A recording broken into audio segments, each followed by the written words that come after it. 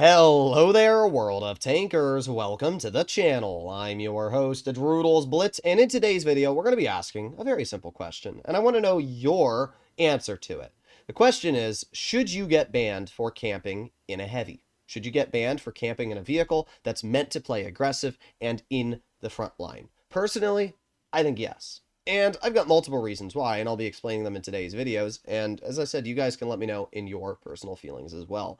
This here is one of the most infamous videos on the channel for a lot of people that either try to say I'm a toxic person, or B, people that try to stand by me. It really did divide my channel like politics when it came to certain opinions.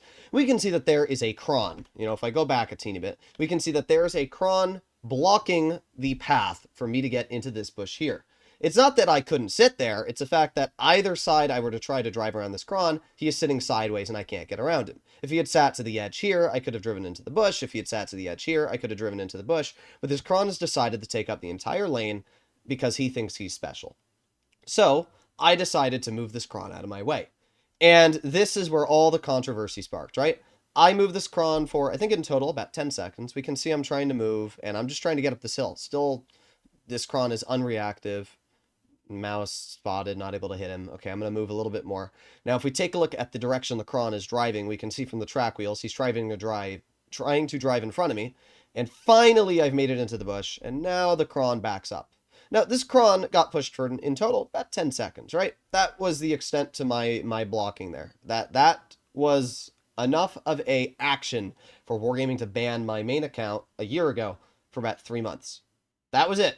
That's all I did. For the rest of the game, this cron tried to block me, as we can see. Even when I go down this hill here, we can still see that the cron is mad at me and trying to block me. The entire battle.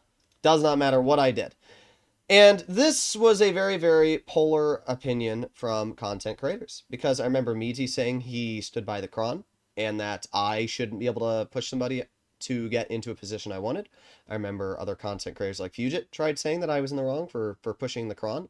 And I still believe that what I did was not in the wrong. First of all, what I did was not out of malicious intent. It was so that I could get into a position. And B, it is the position meant for a tank destroyer. I know that the argument of, well, people have their own free will and they can go where they want is something that other content creators will say. But I believe that you should get punished if you are not doing your job in battle. There is a report option called inactivity in-game. And you are allowed to report players for being inactive. I consider sitting in spawn with a super heavy to be inactive, or any heavy at that. I think most of you can agree. I ended up winning this game and dealing over 7,000 damage, but that's besides the point. If we make our way over here, this is plan B, right? This here is a video that Wargaming official posted. It's still on their channel. Anybody can watch this. And if we take a look at the video, I'll just turn up the audio really quick and I'll be quiet. Enjoy the views of Castilla and shoot in almost any direction. But don't climb it in a heavy tank. Your allies won't praise you.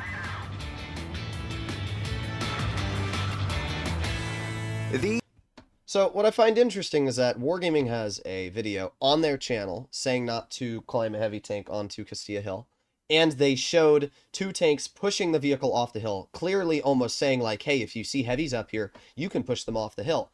I don't really see any other way that a player who's watching that video could misinterpret that. It's literally two tanks pushing the mill off the hill. That's saying, hey, if you see somebody camping up there in heavy, you're allowed to push them off the hill.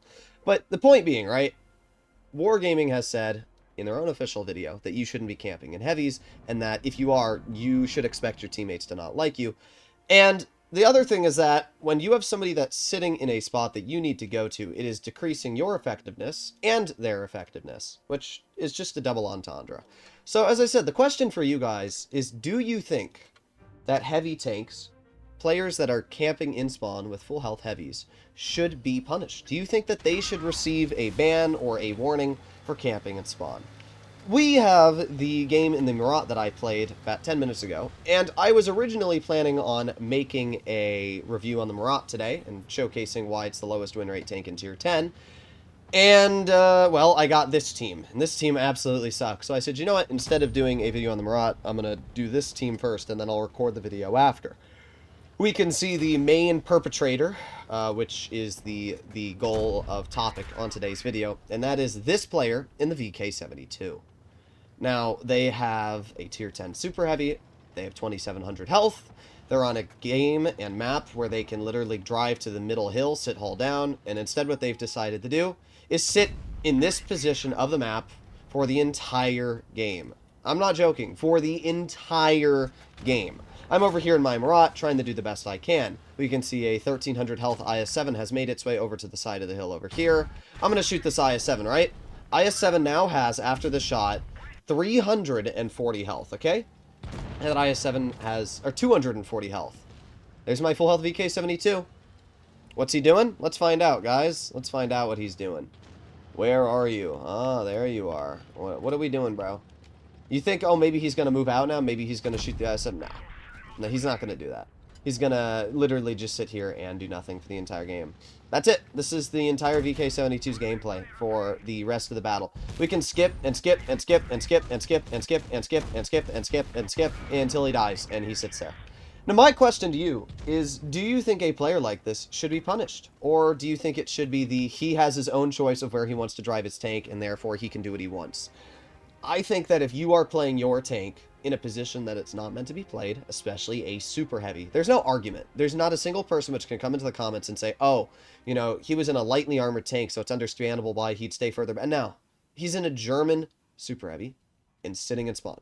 There is no argument to why that player is sitting there. There is no argument to this player is being effective at all. If this player had at any moment moved up to mid-hill, we probably could have won that game just based off the 2700 health, right? Because people forget, even if your teammate sucks, that's still an additional 2700 hit points that is going to bleed out the enemy, and I can use to maneuver and play the game during that time. Instead, that 2700 health is in my spawn doing literally nothing, and then it's just even more of a detriment. It's why the mouse is still the highest win rate tier 10 in the game. It's because it has so much health that you can literally just YOLO, and for the average player, usually YOLOing with 3000 health is more effective than actually what they do in a tank that is 1600 health. So, I don't know. I personally think that if you are going to camp in a super heavy, you should get a warning the first time, and a pop-up will appear in your garage, and it says, heavies are meant to be played aggressive. If you are camping again in this heavy, you will be punished. I think that's what the game should do.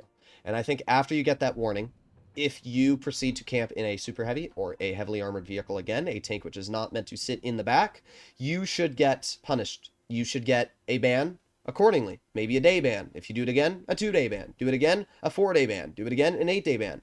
I think that this is the best way to go about it, because one of the major reasons why people don't get better at this game is because people aren't punished for doing bad. You should be rewarded for doing well in this game, and people should try to do better. Don't get me wrong, I have no problem if you're a retired vet and you just want to chill and play a tank game. That's fine. But that doesn't mean you can't learn how to get better. That's like saying I just read an entire Lord of the Rings trilogy book, but I didn't actually learn anything about Lord of the Rings because I wasn't paying attention. Like, that doesn't mean anything. There's no way you can spend hundreds and hundreds of hours playing a game and not actually learn or care a single thing about the game. Learning is not something that comes at a cost. It's free. Your brain has the capacity to do it, and you should do it, right? That's what I've never understood with the argument of, oh, I'm just playing this game for fun. So am I. But playing a game for fun doesn't mean you can't learn how to play it still. Like, it's not that hard to click on your tank's equipment and be like, huh, this one gives me more DPM and this one gives me more pen. Like, it's not that hard to figure that out. It really isn't. Wargaming said about 80% of their players don't use consumables. Like, how hard is it to click on the consumable tab and, like, read what it does? It takes, like, 1 second, bro. So I don't know what to say. You guys can let me know your personal feelings, comments, and opinions down below. I'm just here to listen. See you in the next one. Bye-bye.